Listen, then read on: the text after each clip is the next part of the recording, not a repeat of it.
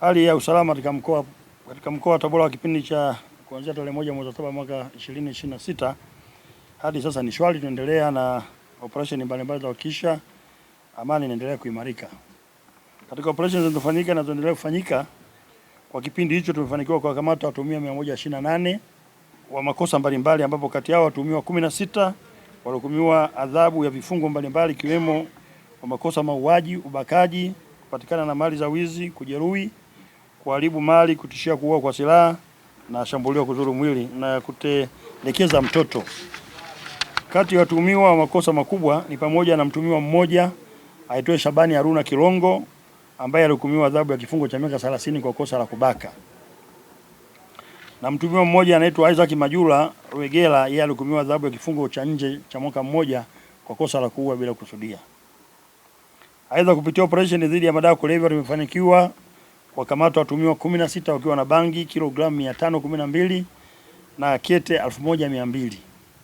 Kwa kipindi hicho tulifanikiwa kuwakamata watuhumiwa 50 wakiwa na pombe ya moshi lita 273 pamoja na mtambo mmoja utengenezea pombe hiyo, ambapo wote walifikishwa mahakamani na taratibu za kisheria kuendelea. Kwa upande wa makosa ya kupatikana na nyara za serikali tulifanikiwa kuwakamata watuhumiwa 14.